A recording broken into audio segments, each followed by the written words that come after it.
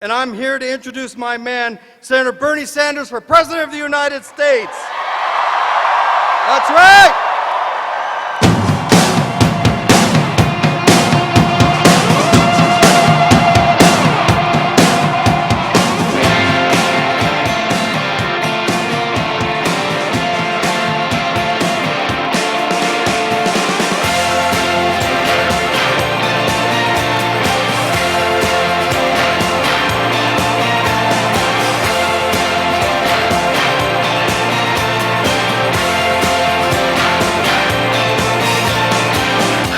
Knocking on the door that holds the throne.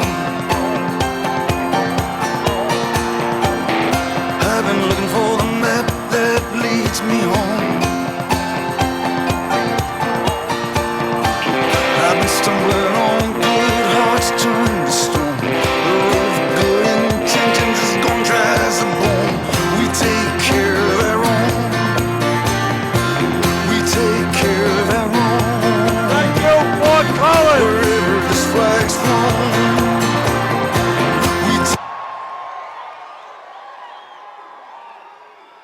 we have tonight a large crowd and a raucous crowd. It looks to me like we have a lot of people here who want to see a political revolution.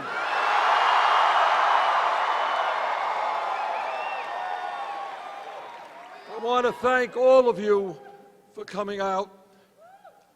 You know, we began this campaign about 10 months ago, and when we began it, all of the pundits and the experts decided that this campaign was a fringe campaign.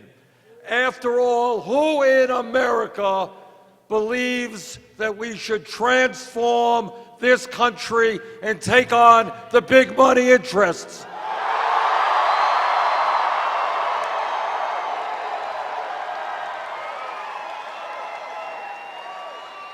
Well, that's exactly what's been going on all over this country, to the surprise of the political establishment, the financial establishment, the media establishment. This is what we're seeing all over America.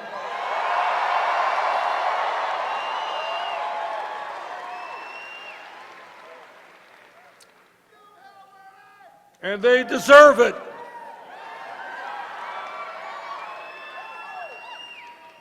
Now, the reason that our campaign has so much energy and so much enthusiasm, and the reason that when we started this campaign, we were at 3% in the polls, 60 points behind Secretary Clinton. Now, in some national polls, we're actually ahead.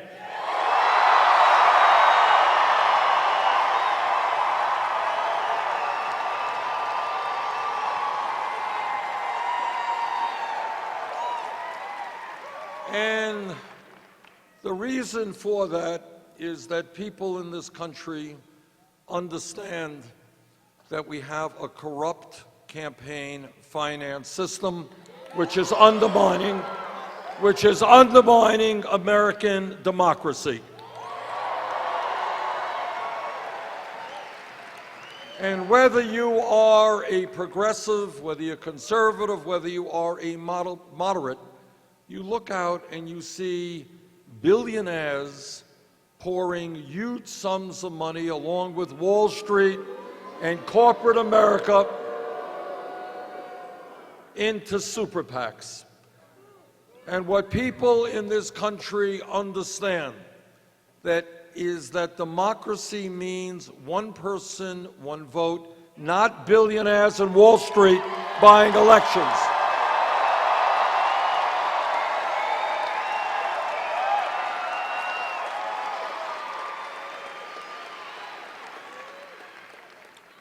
And when people look out at this country, what they also see is a rigged economy. And what that means is that ordinary Americans, in many cases, are working longer hours for lower wages. Parents are worried about the future for their children. In my state and in your state, people are sometimes working 2 or 3 jobs just to make ends meet. And while people are working so hard, and we work the longest hours of any people in the industrialized world, that's what we do in America, 58% of all new income goes to the top 1%. That's a rigged economy. And people also understand that we have a broken criminal justice system.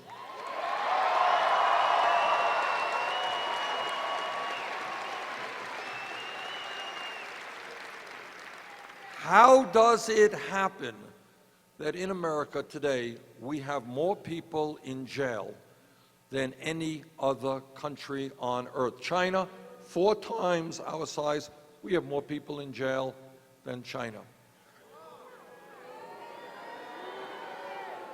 And what the American people are saying is, we need jobs and education for our young people, not jails and incarceration.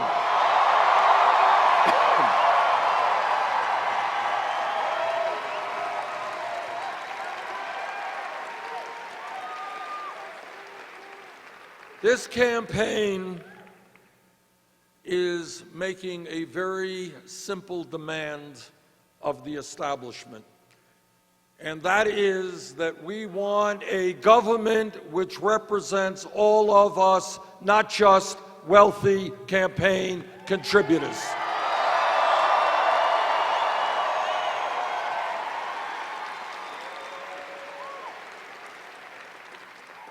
Now, what this campaign has been doing is listening to the American people and not just big campaign donors. And when we listen to the American people, we listen to working people who are telling me, Bernie, I can't make it on $8, $9, $10 an hour. I can't make it for myself, and I certainly can't take care of my children. I remember I was in Nevada a couple of months ago, and a woman came up to me with tears in her eyes, and she said, Bernie, I make $10.45 an hour. I have a young daughter. I have student debt. I can't make it. Something has got to change. We are listening to that young mother.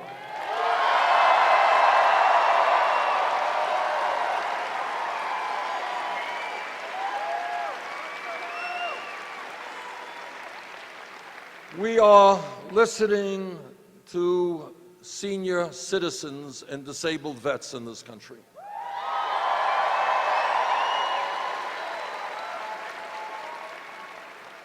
Now, what Pope Francis and other great people tell us is that you judge a nation not by how many millionaires and billionaires it has, but by how it treats the least among us.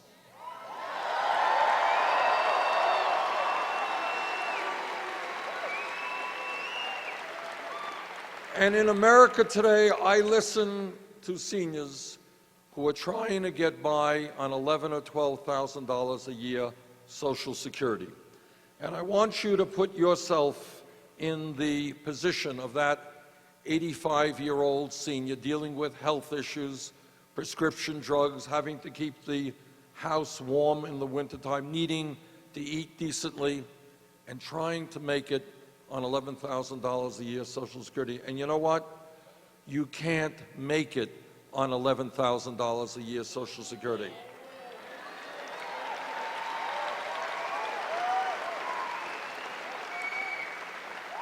The elderly people in this country, our seniors, built this country. They raised us, and they deserve to be treated with dignity and respect.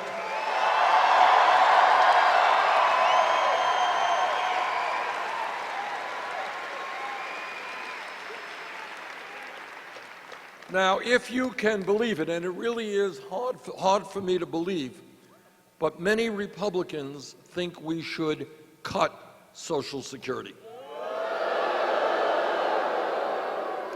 Well, I've got news for them. Not only are we not going to cut Social Security, we are going to expand Social Security benefits.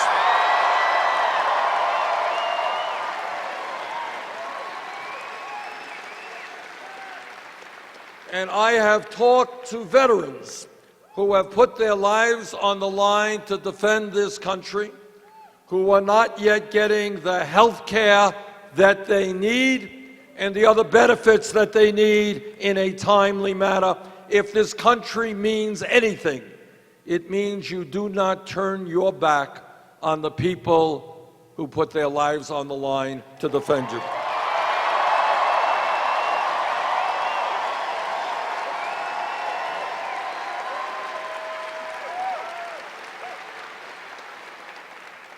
And during the course of this campaign, we have talked to many, many young people. And what young people are saying is, how does it happen that just because I sought and received a higher education that I have to be $50,000 or $100,000 in debt, and then I'm going to have to pay that debt off for decades?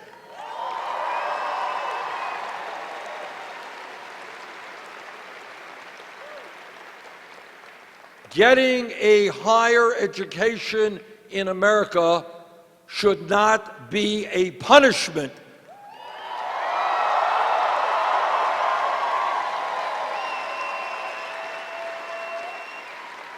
We should be encouraging our people to get all the education they need, not discouraging them.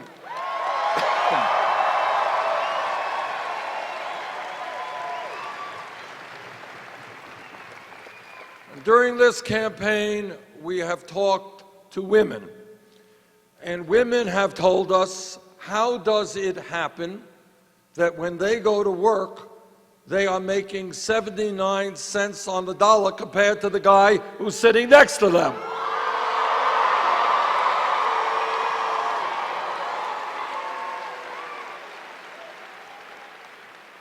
There is no rational economic reason for that. That is just old-fashioned sexism, and together we're going to end that.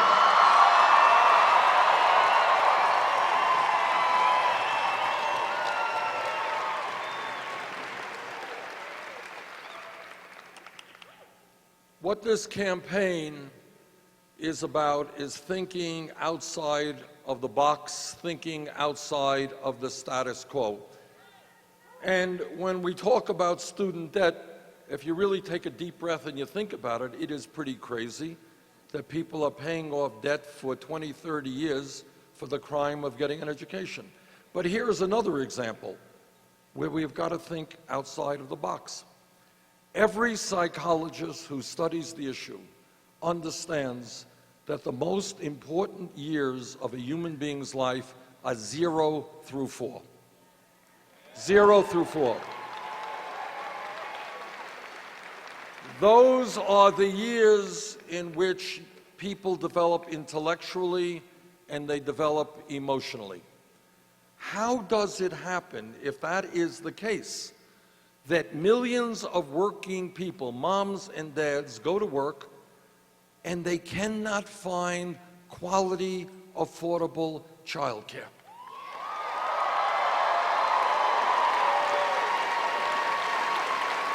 How does it happen that little kids, instead of getting the intellectual and emotional nourishment that they need from trained, well-paid, dedicated educators, these little kids are sitting in front of TVs watching dumb TV shows?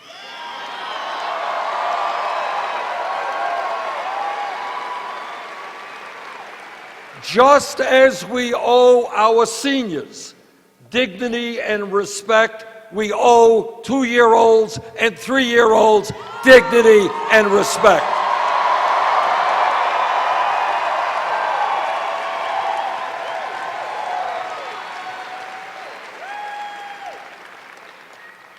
This campaign is listening to our brothers and sisters in the African American community.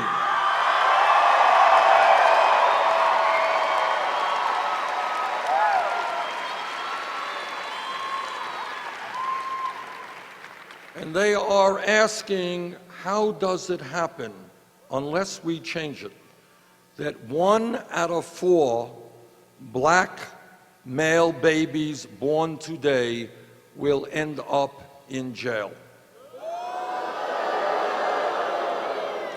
How does it happen that blacks are 4 times more likely than whites to be arrested for smoking marijuana? And what our African American brothers and sisters are demanding, and appropriately, is that we end institutional racism in this country.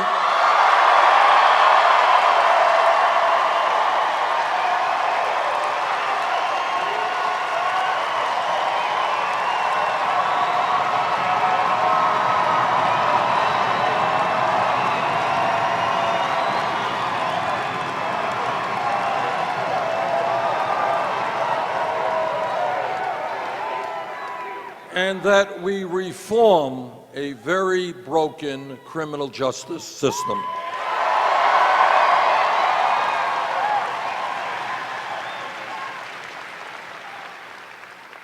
And this campaign is listening to our brothers and sisters in the Latino community.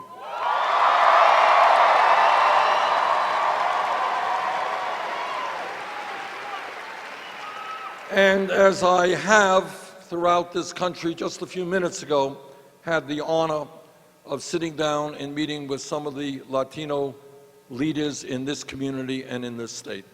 And what our Latino brothers and sisters are saying is they are tired of living in the shadows. They are tired of living in fear. They are tired of worrying that a family member will be deported.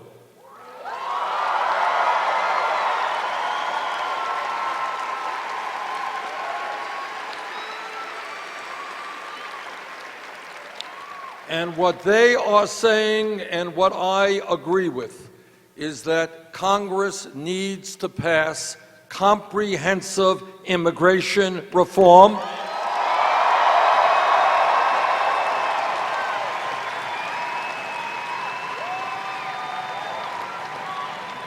Reform which leads to a path toward citizenship.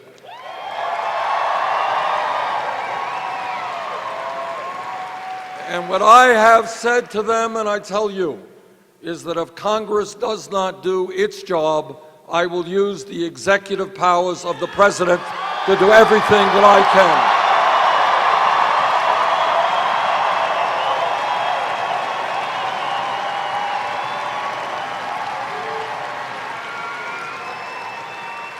Our job as a nation is to unite families, not divide families.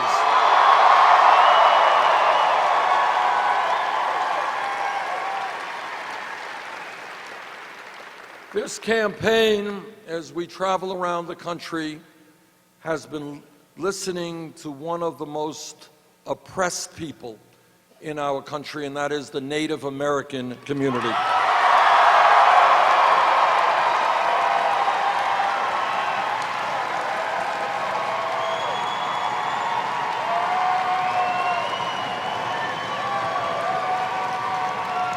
It is no secret to anyone who has studied American history for 5 minutes that we have treated Native Americans shamefully. And that shameful treatment continues today. I was just yesterday in Minnesota talking to some Native American leaders, and they're talking about massive levels of drug addiction, kids committing suicide, 50% of the kids not graduating high school, inadequate health care.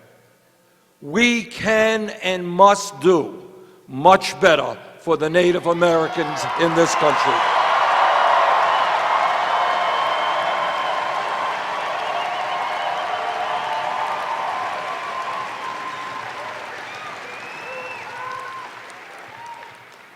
Now, obviously, I'm here in Colorado because I'm running for president, but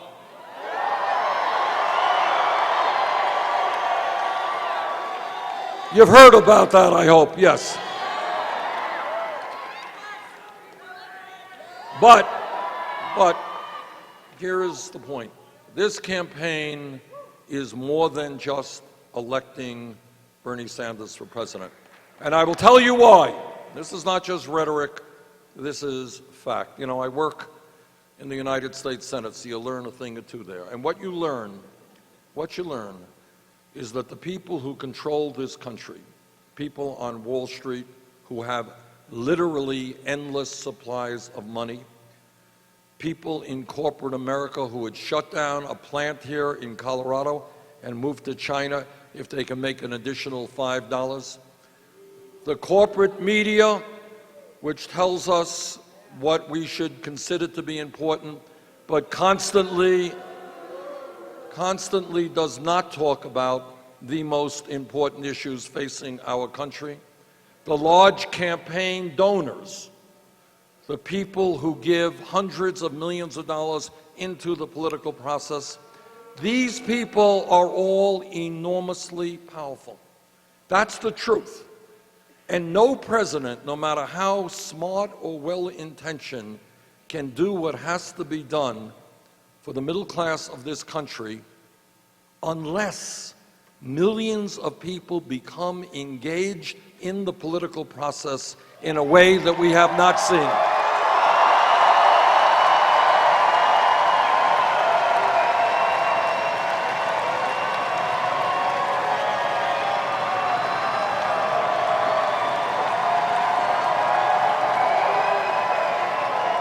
In other words, we need a political, cultural transformation. And that means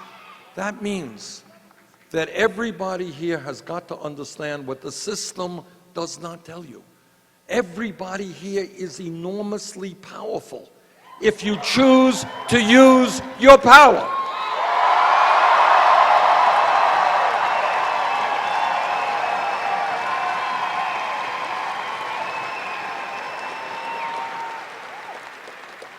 And I know that everybody in this room has friends who don't vote, who say, vote, that's all crap. All these guys are idiots. But I want you to explain to them that if they do not get involved in the political process, if they do not stand up for their rights, who do you think is going to stand up for their rights? Do you think that corporate America or Wall Street is worried that students are leaving school $100,000 in debt? They're not worried about it. Do you think that the insurance companies are worried that 29 million people have no health insurance? That's not what they worry about. If you want to transform America, every person in this room has got to stand up and fight back.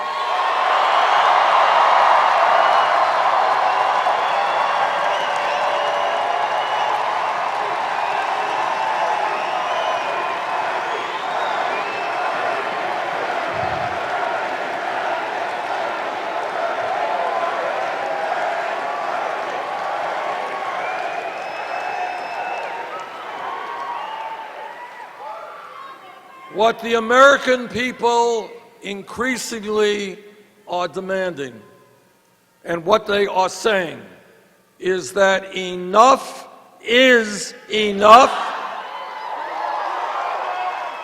that we demand a government which represents all of us, not just the 1%.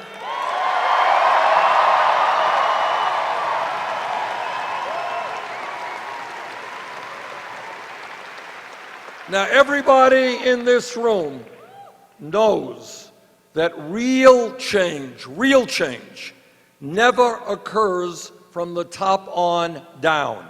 It always happens from the bottom on up.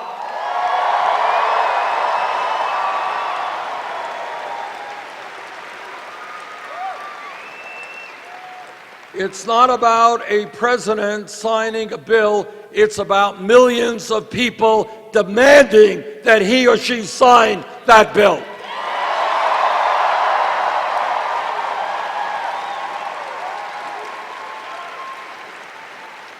A 100 years ago, when workers in this country were treated like animals, when they had no rights, workers came together, they formed unions, they stood up for their rights, and they got collective bargaining. Nobody gave them that. They fought for that. For hundreds of years in this country, African Americans and their white allies, the vast majority of names, people whose names we don't know, people who were beaten, people who were killed, people who were lynched, but people stood together and said, in America, we will end racism and bigotry and discrimination.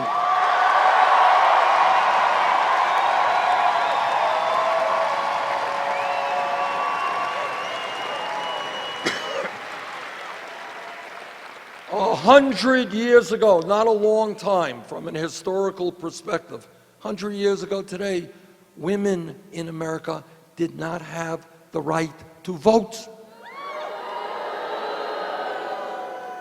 Women, it was almost impossible for women to become lawyers or doctors or professionals or to do any of the jobs that many of them would have liked to have done. But what happened is women and their male allies said, you know what? In this country, women will not be treated as second-class citizens.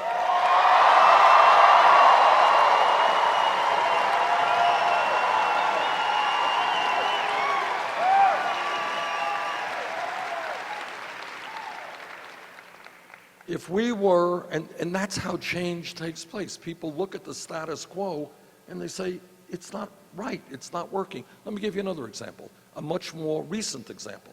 If we were here 10 years ago, not a long time ago, and somebody here jumped up and said, you know, I think that in the year 2015, gay marriage will be made legal in 50 states in this country, the person next to them would have said, what are you smoking?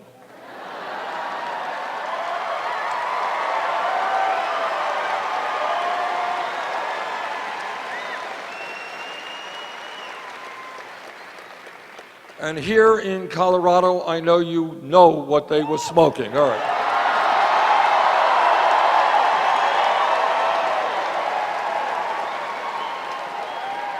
But the point is that the gay community, with great courage, and their straight allies said, you know what? In America, we are going to fight to make sure that people have a right to love whoever they want to love and marry those they want to marry.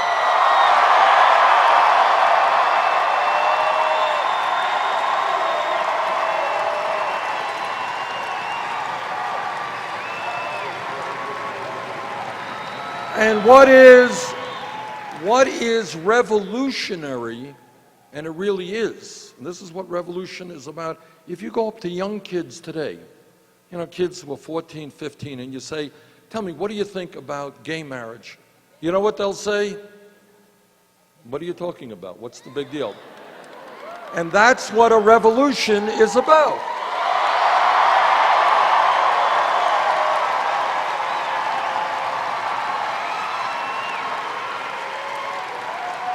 And I'll give you one more example, a more recent example. If we were sitting here 6, 7 years ago, and somebody said, you know, Bernie, people can't make it on $7.25 an hour minimum wage. We got to raise the minimum wage to $15 an hour. What What people 7 years ago around them would have said, $15 an hour? That's more than double the federal minimum wage. You're crazy. This will never happen. But you know what happened? People who work at McDonald's and Burger King and Wendy's, they went out on strike, and they demonstrated, and they fought. And then what happened is in Seattle, and in San Francisco, and in Los Angeles, the minimum wage went to $15 an hour.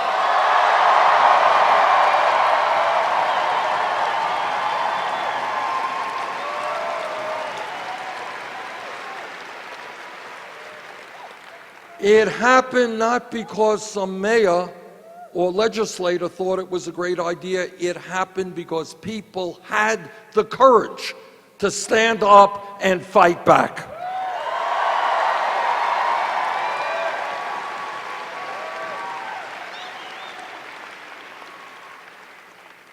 And now we are where we are in 2016 with an enormously important presidential election in front of us.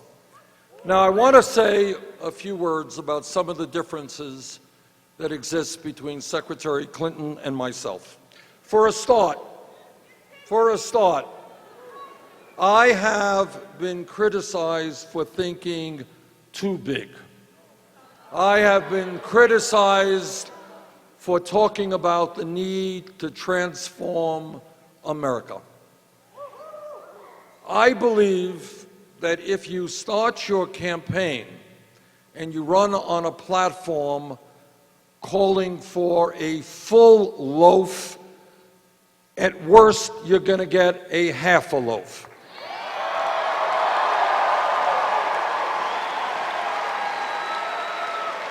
If you start your campaign talking about the need for a half a loaf, you're going to get crumbs.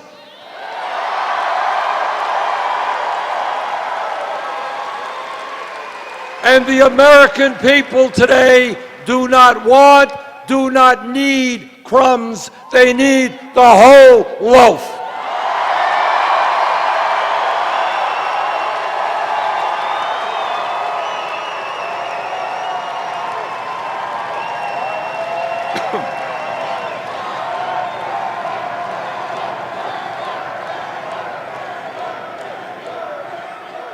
When we began this campaign, we had to make a very quick decision. What all of the experts and the pundits were saying is the only way you can run a successful presidential campaign, which requires hundreds and hundreds of millions of dollars, if not more, the only way you could do it is to go out begging billionaires at Wall Street and corporate America and set up a super PAC.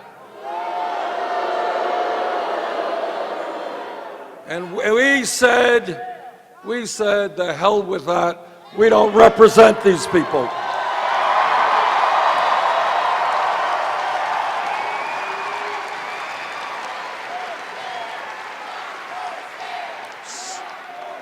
So we said, no, we're not going to do a super PAC. We're not going to go to billionaires' homes begging for money.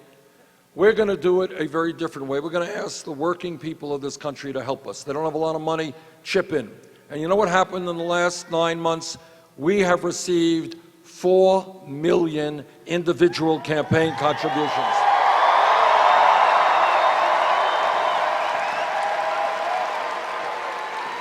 That is more contributions than any candidate in the history of this country at this point in a campaign.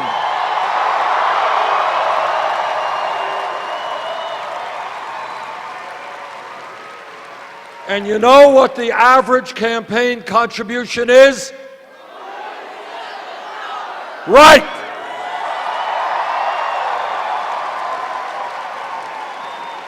Now that itself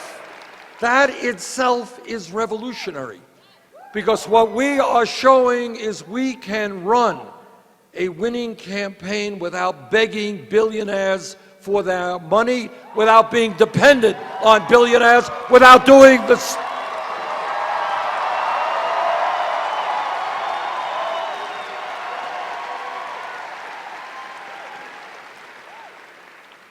Secretary Clinton has chosen a different way. She has several super PACs, and her largest super PAC recently reported raising $25 million from special interests, including $15 million from Wall Street. Now, every politician in the history of the world, Republican, Democrat, whatever, has always said, oh, yes, I'm getting millions and millions of dollars from powerful special interests, from the drug companies, from the fossil fuel industry, from Wall Street. But it doesn't impact me. They're just throwing that money around for the fun of it. I don't believe that. I don't believe that. And in addition, Secretary Clinton has received hundreds of thousands of dollars for speeches, a speech, several speeches, each for $200,000, that she gave to groups like Goldman Sachs. Now, if you get paid $225,000 for one speech, it must have been a fantastic speech. So I think that Secretary Clinton should share that fantastic speech with the whole country.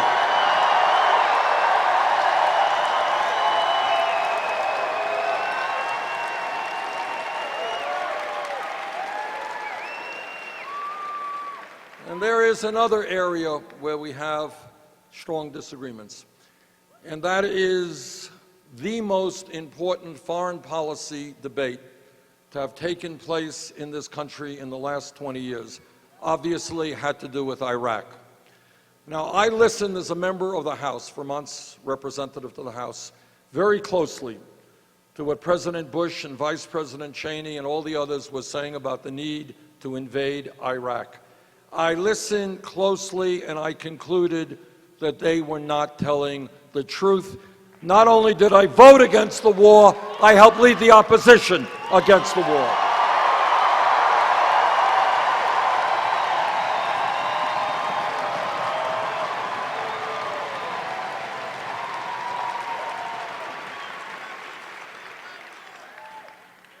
Secretary Clinton heard the same information that I did. She voted for the war.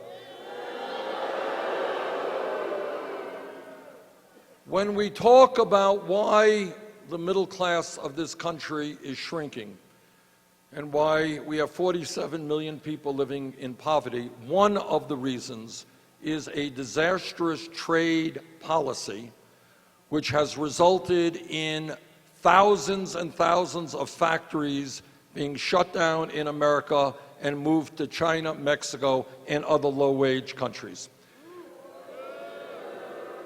You are looking at a former congressman and a senator who voted against NAFTA, against permanent normal trade relations with China, and is helping to lead the opposition against the disastrous TPP.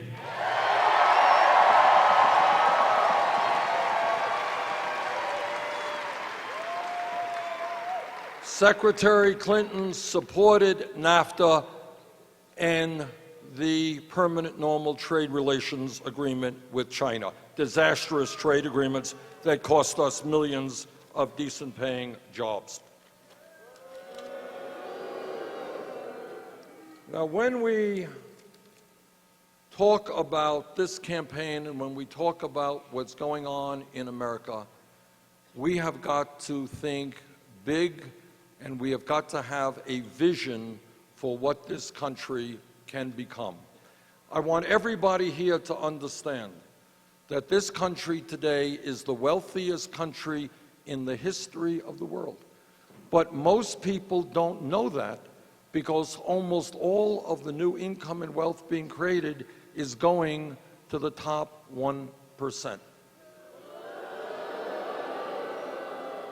Over the last 30 years, you know how Republicans get nervous about distribution of wealth? Well, do you know what's happened in the last 30 years? there has been a massive redistribution of wealth in this country, going from the middle class to the top 1/10 of 1%. Our job is to create an economy together that works for all of us, not just a handful of people at the top.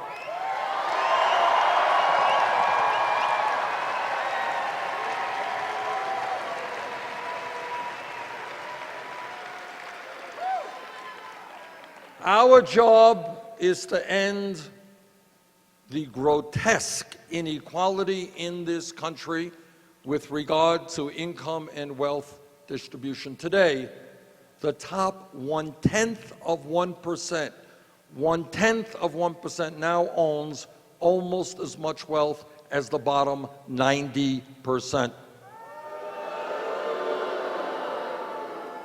Today, the 20 wealthiest people in this country own more wealth, 20 people, than the bottom half of America, 150 million people.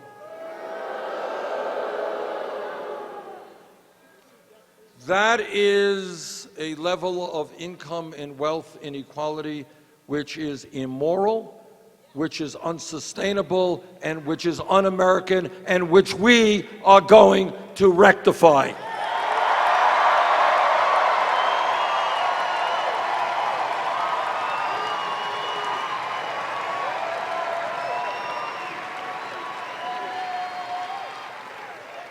When we talk about the economy, I want you all to know that real unemployment is not 5%, it is close to 10%. Youth unemployment is off the charts. Kids 17 to 20, graduated high school, who are white, 33% unemployed, Latino 36%, African American 51%. So I've got a radical idea. Instead of locking up our kids, let's invest in jobs and education.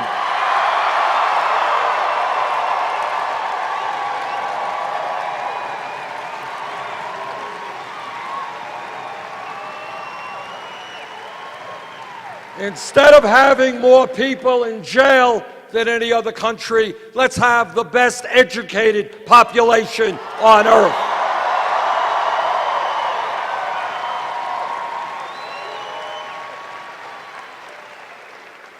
Now, I have been criticized for saying that in the year 2016, when we look at public education, we just cannot continue to look at it from first grade through 12th grade.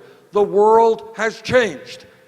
Today, a college degree in many respects is the equivalent of what a high school degree was 50 years ago. And that is why I believe that when we talk about public education, we have got to make public colleges and universities tuition free.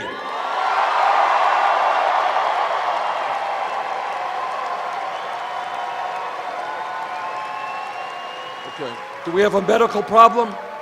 All right, hold it. We got a medical problem right here. Can we get a medic or a doctor here? I think we have somebody who's ill. Is she all right? Are you okay? Okay. All right, get us some water. Okay, thank you.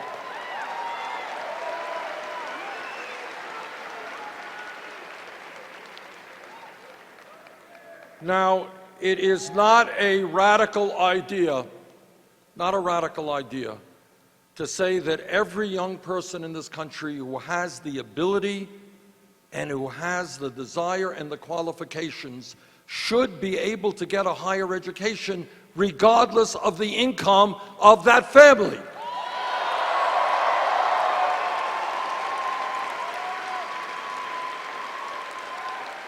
That's not a radical idea. It exists in countries throughout the world. It's an investment that makes sense. And the other thing that we have to do is deal with this disastrous situation regarding student debt. Anybody here with student debt? There are some over 3 million people in this country with student debt. What we have got to do with student debt is give those people the option, the ability to refinance their loans at the lowest interest rates they can find.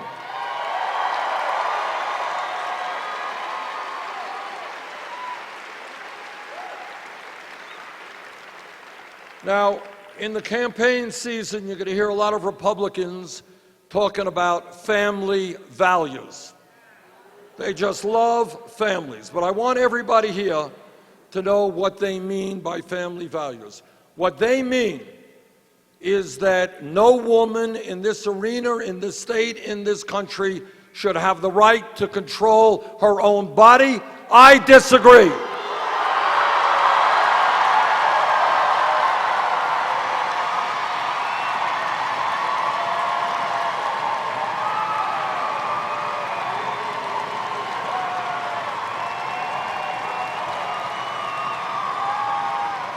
What they mean by family values is that our gay brothers and sisters should not have the right to marry. I disagree.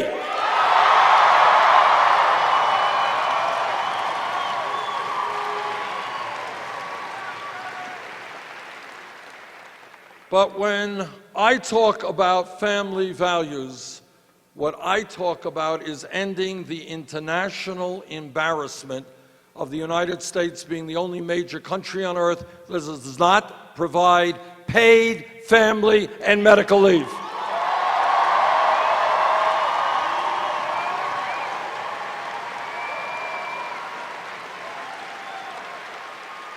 When a woman has a baby, she should not be forced to go back to work in 1 week or 2 weeks because she doesn't have the income to stay home.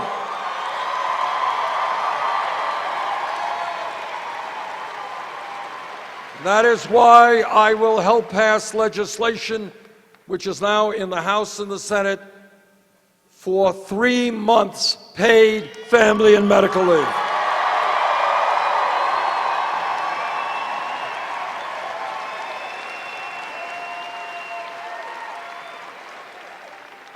As everybody here knows, Wall Street's greed, recklessness, and illegal behavior drove this country into the worst economic downturn since the Great Depression. Against my vote, Congress bailed them out. And they were bailed out because big banks were too big to fail. Well, it turns out that 3 out of the 4 largest banks today are bigger than they were when we bailed them out because they were too big to fail. In my view, it is time to break them up.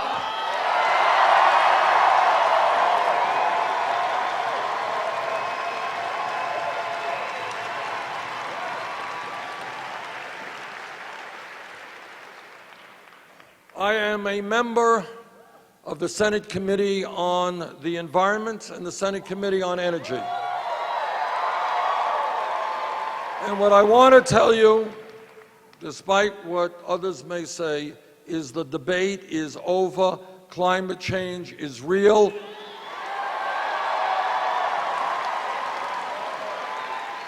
Climate change is caused by human activity. It is already doing devastating harm in our country and all over the world.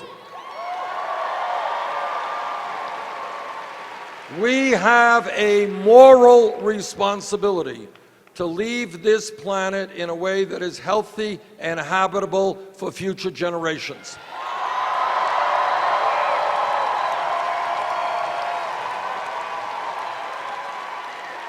And we have got to summon up the courage to take on the fossil fuel industry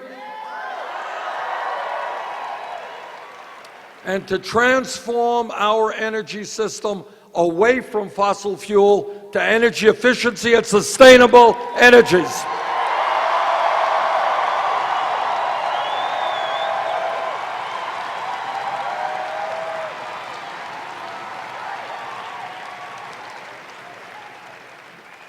Now, There's another issue that I've been criticized for, and that is for saying that in America, we should join the rest of the industrialized world, the United Kingdom, France, Germany, Holland, Scandinavia, Canada, every major country on earth, in saying that health care should be available to all people as a right.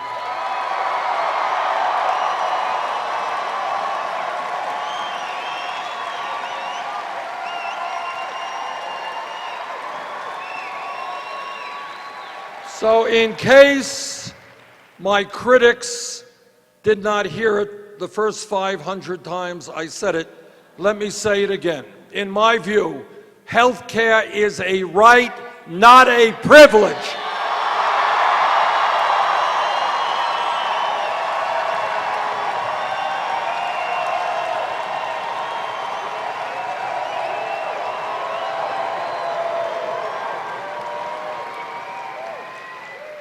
Now, the Affordable Care Act has done some very good things. It has ended this obscenity called pre-existing conditions.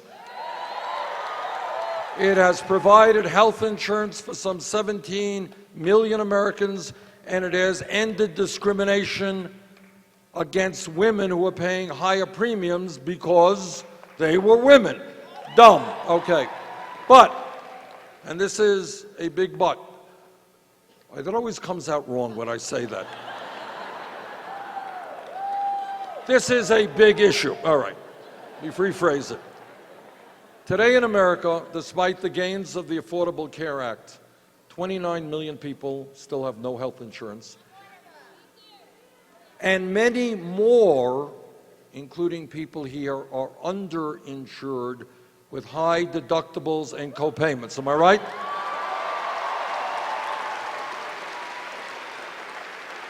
So we have millions of people who do technically have health insurance, but it doesn't mean anything because their deductibles are $5,000 or $10,000 a year, and they can't afford to go to the doctor when they should. And then on top of that, we are being ripped off in the most unconscionable way by the pharmaceutical industry.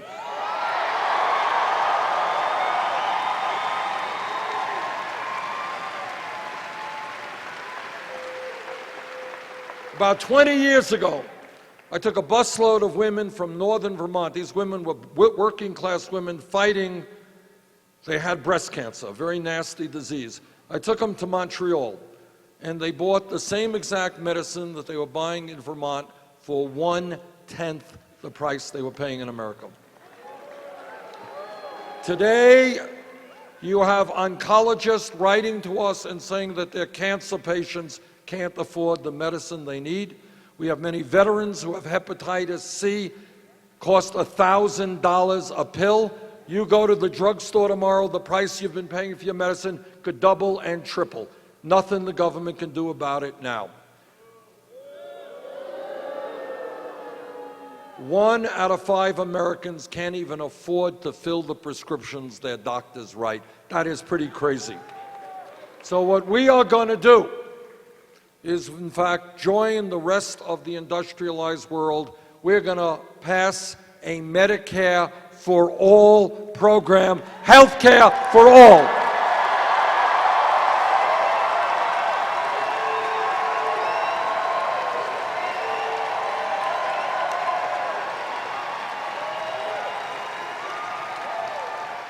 And when we do that, through the legislation that we have written, we're going to save the average middle-class family $5,000 a year in health care costs.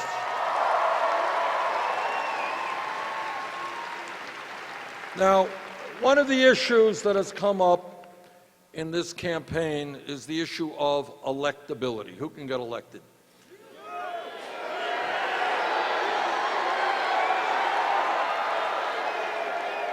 Who can beat Donald Trump?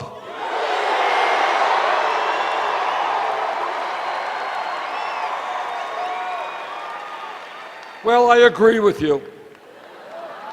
But it's not just me. Poll after poll, national polls, state polls, show that we are beating Trump, and in some cases by very large numbers.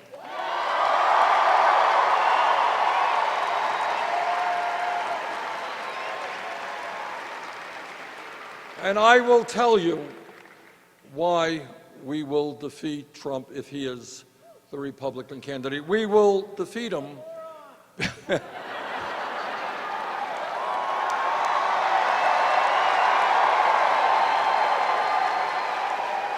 We will beat him because on economics, he believes that we should be giving hundreds of billions of dollars in tax breaks to billionaire families like his. That's not what the American people think. He believes that a minimum wage of $7.25 an hour is just fine, should not be raised. He said in one of these crazy Republican debates, in between all of them screaming at each other, he said that he thought that wages in America are too high.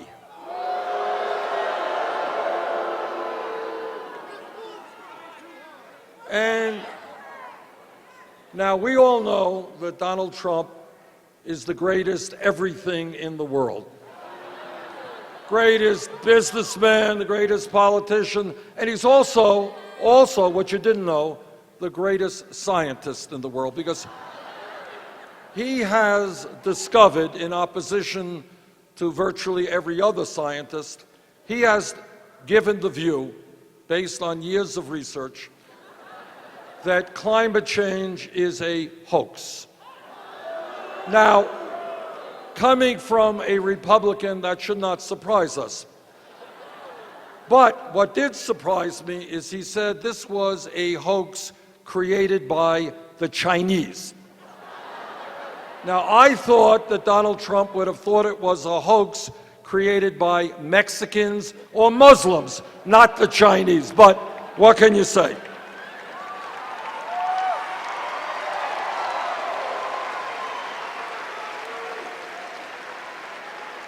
We will defeat Donald Trump because the American people do not want a president who insults Mexicans,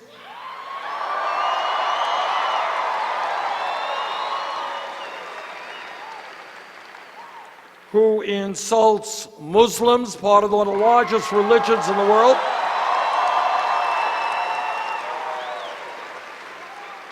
who insults women, who insults African Americans, veterans, and basically anyone else who isn't just like him.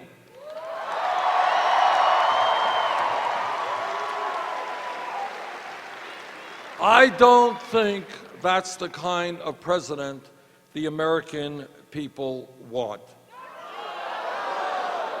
And we're going to win the general election because our campaign is about bringing people together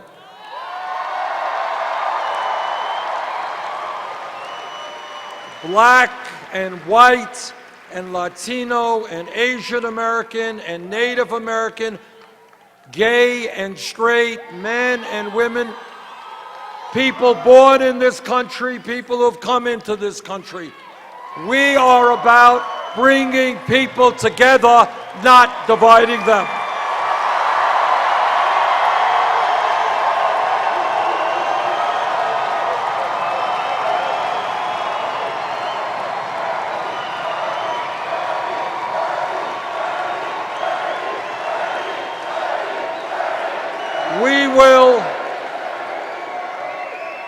We will win this election because togetherness, bringing our people together, trumps divisiveness. We will win because community, caring for each other, Trump's selfishness.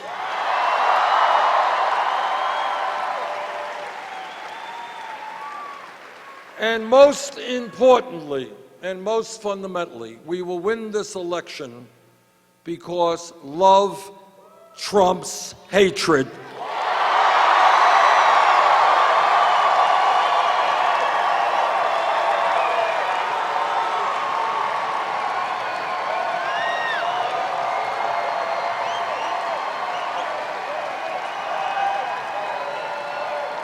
On Tuesday night, 2 nights from now, Colorado is having its caucuses.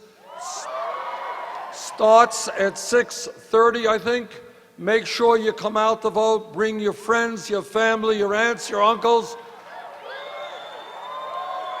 Colorado can play an enormously important role in leading this country forward toward a political revolution. Thank you all very much.